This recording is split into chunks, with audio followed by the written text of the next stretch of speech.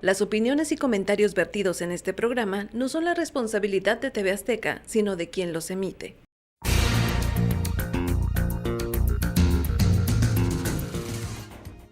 El COVID y sus variantes, peligrosos focos de atención. Si bien la pandemia provocada por el COVID-19 dio paso o se mutó en otras variantes menos mortales como el Omicron o lo que vendrá, el resultado de esta emergencia sanitaria es que muchos pacientes descuidaron la atención de otras enfermedades, su prevención o cura para atender este problema. Sigue siendo la obesidad y su compañera, la diabetes, una de las enfermedades más temidas por los humanos. El cáncer mamario o de colon continúan su camino y letalidad si no se controlan a tiempo. Los problemas cardíacos imperan hoy con más fuerza sin respetar edades. Y así, una serie de padecimientos que se van sumando a una larga lista para mantener nuestra salud bien controlada. ¿Qué tanto ha influido la pandemia en el descuido a la atención de otras enfermedades? ¿Cómo nos redireccionamos hacia la normalidad después de todo este impacto? Hoy trataremos este tema de actualidad con una profesional de la salud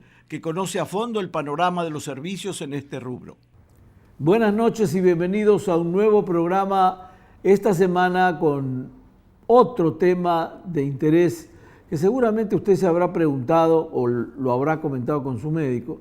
Esta pandemia terrible creada por el COVID-19 y sus descendientes, porque parece que esto ya parece una serie que no tiene fin. Estamos llegando más o menos a un control. Afortunadamente en marzo podemos decir que ha bajado bastante. Pero lo que ha ocasionado es que muchos pacientes han descuidado otro tipo de enfermedades. Parece ser que ya nadie habla del cáncer de mama o de la diabetes o de otro tipo de enfermedades que nos tienen siempre en vilo y tenemos que consultar permanentemente. Pero yo no soy experto en el tema, pero traje una experta para que nos explique qué es lo que está pasando en ese sentido. Invité a la doctora Blanca Lomelí. Buenas noches, gracias Blanca por haber venido. Buenas noches, un placer estar aquí, señor Ciccone. Gracias, muy amable. La pregunta, bueno, lo que acabo de avanzar es, ¿hemos descuidado otras enfermedades porque nos atrajo de manera tan sustancial el COVID? Sí, por supuesto que sí. Hemos descuidado desde un punto de vista personal, individual, o sea que dejamos de ir a consulta, dejamos de preocuparnos o de ocuparnos porque nos preocupamos demasiado por el COVID o por otros temas, pero también como sistema de salud se ha descuidado porque se han cerrado acceso a servicios que antes estaban a lo mejor disponibles todos los días de la semana, hospitales que se tuvieron que redesignar o reenfocar al tema de COVID. Entonces todo eso hizo que hubiera una combinación desde menor búsqueda de servicios de parte de las personas y menor acceso de parte de los sistemas de salud. Entonces las dos cosas en combinación hacen que haya habido un descuido, digámoslo así, de todas las demás enfermedades que no dejaron de existir por el COVID. Es más, algunas hasta se complicaron o se exacerbaron por el tema de COVID. Sí. Claro. O sea, sí, bueno, ese es un buen punto. O sea, el COVID puede exacerbar otro tipo de malestares o mejor dicho, de padecimientos. Sí, pues son combinaciones. Las enfermedades exacerban el COVID y viceversa, ¿no? Luego es como una cadenita de espiral. Por ejemplo, las enfermedades crónicas no controladas, que eso lo aprendimos desde el principio de la epidemia, que eran personas con mayor vulnerabilidad para casos más graves, personas con diabetes no controlada, con hipertensión no controlada, personas con asma no controlada, incluso hasta las mujeres embarazadas, ¿no? O sea, que eso no es una enfermedad, pero también influía en la gravedad posible del cuadro de COVID que se presentaba. Ahora, yo no tengo estadísticas serias al respecto, pero de la gente que ha muerto por tema COVID, me imagino que debe haber un gran porcentaje que ya arrastraban enfermedades. Sí, correcto. Muchas de las personas que se hospitalizaron en su momento y que fallecieron eran personas con estas enfermedades crónicas no controladas. Antes de la pandemia y por muchos años sabíamos que en México, por ejemplo, solamente el 25% de las personas con diabetes la tenían bajo control. Entonces, un 75% de personas sin control de su diabetes, que era también un campo fértil para que el virus se reprodujera y se replicaran más copias del virus, eso hacía que se descontrolaran los cuadros o se agravaran los cuadros, y muchas veces eso redundaba en el fallecimiento de la persona, desafortunadamente. Eso puede explicar a grandes rasgos que por motivo del COVID murió mucha gente joven o relativamente joven, de menos de 40 años. Sí, eso es parte a todos nos tocó conocer historias, ¿no? De alguien que conocíamos, que decíamos, pero se veía tan sano, pero probablemente tenía alguna enfermedad ahí subyacente que no estaba identificada, sea cardíaca, sea pulmonar, o sea tipo crónica como la que le comenté. ¿Cuáles son las revisiones, doctora, que se debe seguir haciendo uno regularmente, aunque sean de rutina, digamos, aunque uno no le duela ni la pierna, ni la cabeza, ni la panza? Pero sí, bueno, una vez al año hay que hacerse una revisión integral, completa, ver que todos los sistemas están ahí, desde los 25 años para las mujeres con examen de cáncer cervicouterino, cáncer de mama, y para quienes tenemos alguna enfermedad crónica, esas revisiones deben de ser también de rutina. Hablo de cada 3 meses, por ejemplo, si está bien controlado. Si no está bien controlado, pues puede que tengan que ser hasta más seguido, ¿no? Cada mes o algo así. Es importante hacerse los análisis, ir a consulta y hacerse revisiones, porque eso, pues, bueno, ya vimos, puede hacer la diferencia entre la vida y la muerte. Y no nada más eso, sino que también en calidad de vida, ¿no? O sea, uno no se muere, pero a lo mejor vive con complicaciones y no hay necesidad, pues, si se pueden prevenir. Se puede prevenir la enfermedad, se puede prevenir la complicación o se puede prevenir la muerte.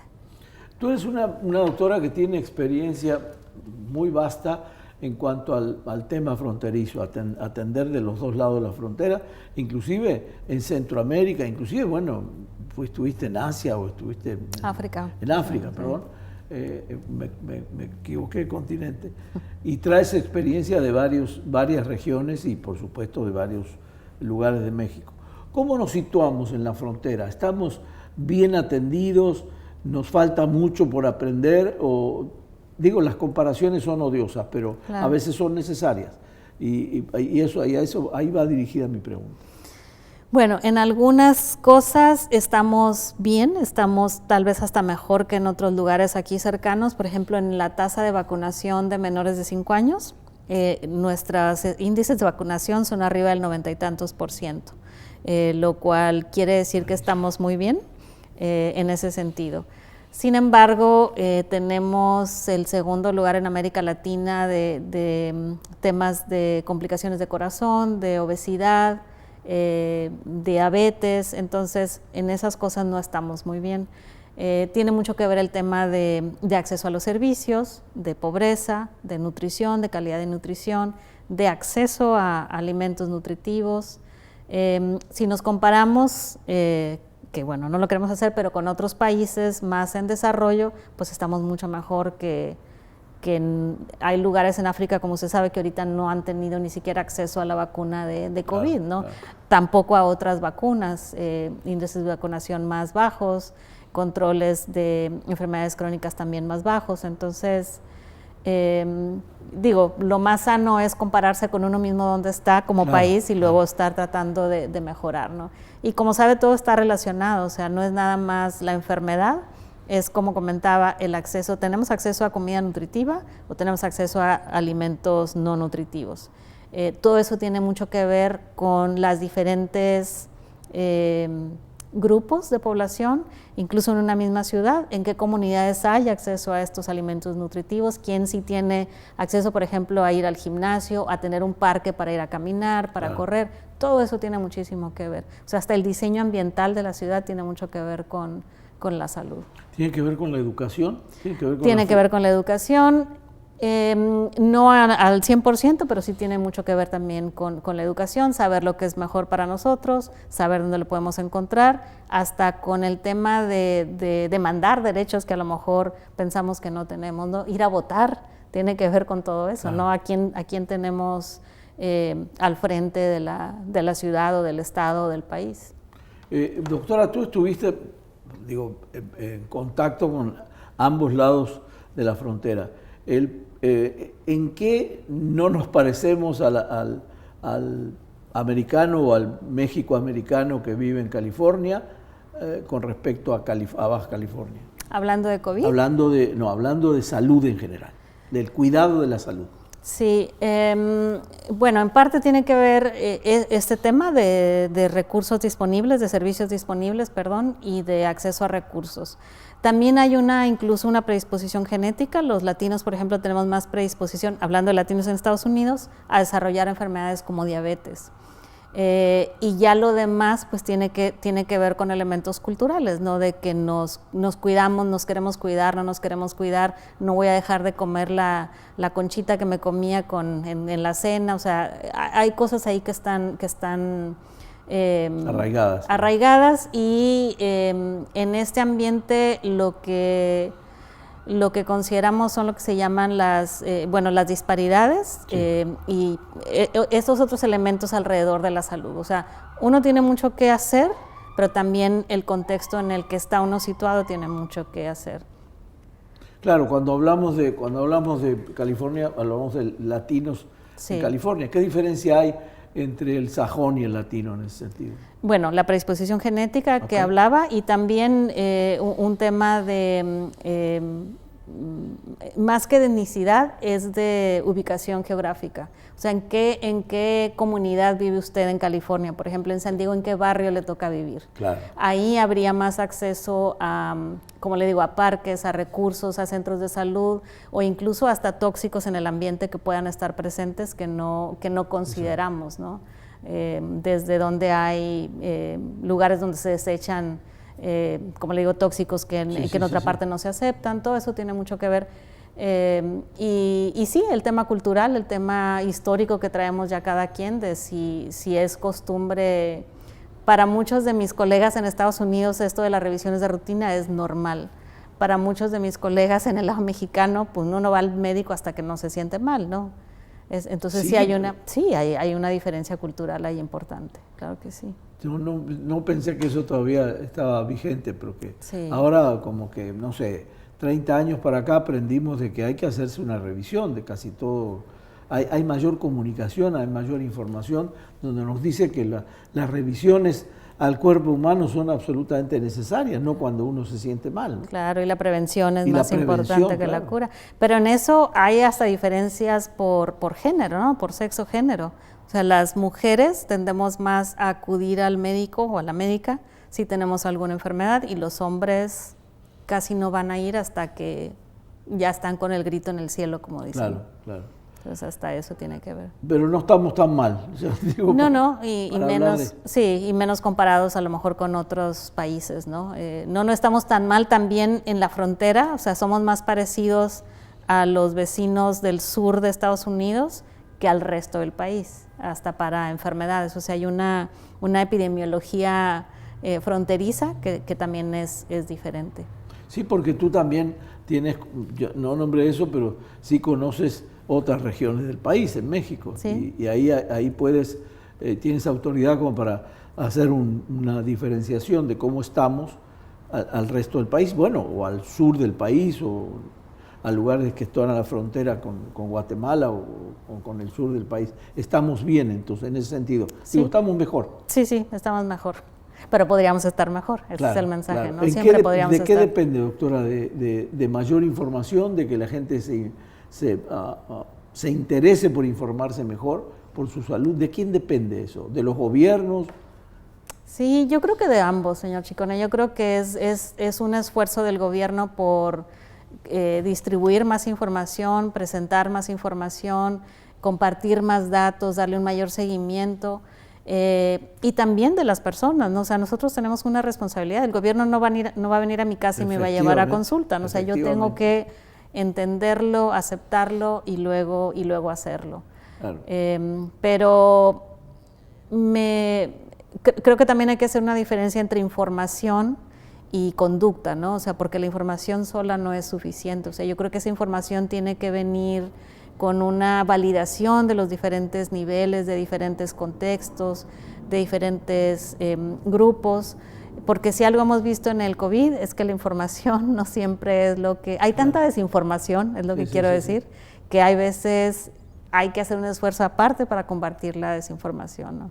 Pues lo vemos en todo, ¿no? En el COVID, en las guerras, o sea, hay un nivel de desinformación también que yo creo que desde las redes sociales, ¿no? Se ha hecho más evidente, a diferencia de antes que teníamos a lo mejor una figura de autoridad, a quien vamos, a quien le vamos a creer, y ya creo que ahora ya son los influencers, ¿no? Sí. Imagínate, me están llamando a un corte, vamos a un corte un segundito y regresamos. No se me vaya, por favor, que está interesantísimo esto. Regresamos enseguida.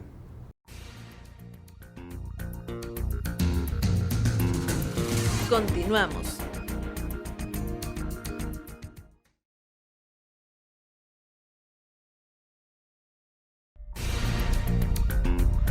Regresamos.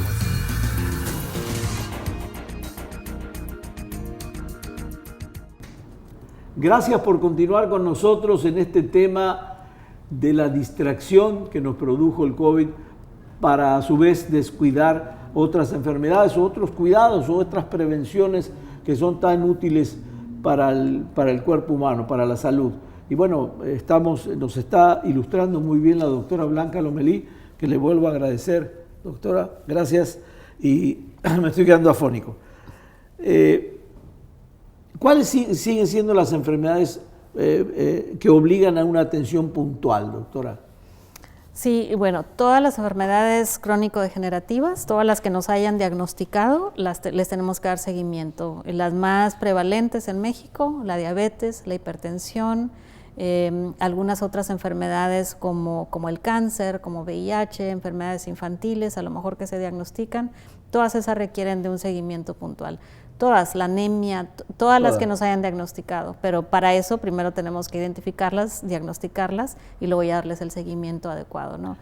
En la mayoría de las veces es una combinación de medicamentos o de cambios de hábitos, desde nutricionales hasta de evitar el sedentarismo, etcétera. Otras enfermedades que también le tenemos que poner mucha atención, sobre todo en el contexto de diabetes y que a lo mejor no lo hablamos tanto, son las enfermedades de salud mental, ¿no? Depresión, ansiedad, todas estas que se han identificado todavía de manera más prevalente a partir del COVID, también se les debe de poner atención y darle un seguimiento puntual de acuerdo a la terapia o a la recomendación que nos haya dado el experto o la experta. Es verdad, porque una secuela mala, que dejó o que está dejando el COVID es precisamente las enfermedades mentales, ¿no? Sí. El estrés, exceso de la ansiedad y todas cosas que produjo esta pandemia que a medida que va pasando el tiempo y se hace más interminable, yo creo que más gente ya no soporta tanta presión, ¿no? Sí, por eso se tomaban en cuenta todos estos elementos cuando se tomaban decisiones de vamos a cerrar todo, qué vamos a cerrar, cuándo vamos a permitir que se abran, cuándo vamos a permitirlos que se hagan eventos en espacios abiertos, porque todas esas consideraciones son importantes, ¿no? Si fuera nada más para controlar un virus, pues sí, uno diría como en una isla, ¿no? No sales y ahí se va a morir el virus, pero el problema no es ese, el problema es qué tanto podemos sostener ese aislamiento sin consecuencias digamos de largo plazo, ¿no? Para temas de salud mental, igual que las escuelas, ¿no? La apertura de las escuelas. Exacto. Ahora yo te escuchaba enumerar unas enfermedades y nombraste el VIH, parece que la gente ya cree que no existe el VIH. Sí, no lees nada. Una persona como en mi caso o el tuyo, que leemos toda la información, hay muy poca información, parecería que ya no existiera la enfermedad. Sí, de acuerdo, parecería que ya no, pero ahí está, no se ha ido. No se va a ir mientras haya relación, interacción humana, o sea, lo más probable es que no se vaya a ir. Aquí el problema es otra vez el control, ¿no? O sea, cuando se controla de una manera efectiva, el virus llega a ser no detectable y eso quiere decir que las probabilidades de transmitirlo a otra persona también se reducen muchísimo, que cuando el virus es detectable. Bueno, usted se acuerda de los años aquellos del VIH, cuando trabajamos tanto en la prevención. Hace 20 años ya, claro. Sí. estaba más fuerte, ¿no? Por Sí. lo menos estaba más, hasta canciones le dedicaban al VIH, ¿no? Sí. Y ahora, sí, que es como las cosas cuando se ponen de moda, sea del tenor que fuere, pero que la gente habla más. Hablábamos hace un rato con un invitado también sobre el Día Internacional de la Mujer. Digo, bueno, pero parece mentira que tienen que esperar ese día o tienen que esperar el Día Mundial de la Diabetes para acordarse de que hay que checarse. Me parece hasta mentira, son cosas Sí. que deberían estar en la agenda regular, me parece. A lo mejor es un poco No, es naif verdad. pensar así, pero Sí. yo creo que debe ser un poco más regular en ese caso. Ahora, ¿eres optimista en materia de difusión de las enfermedades, de captación? La gente cuando te va a ver, tú atiendes gente permanentemente, ¿la sientes más informada o igual que hace algunos años? Tú puedes hablar de una veintena de años para acá, ¿no? Yo creo que depende del tema. Con COVID me atrevería a decir otra vez que hay demasiada desinformación o malinformación, Malinformación. Que se tiene que estar combatiendo y que ahora el acceso que se tienen en la punta de las manos de decir, no, pero yo ya consulté y vi que alguien publicó, entonces lo que tú me estás diciendo puede que no sea cierto. Yo creo que la información uno a uno siempre es mucho más benéfica, o sea, en cuanto a que puedes tener una conversación, entender las barreras que hay para que se crea o no un dato, entender de dónde viene la información que esa persona puede estar teniendo.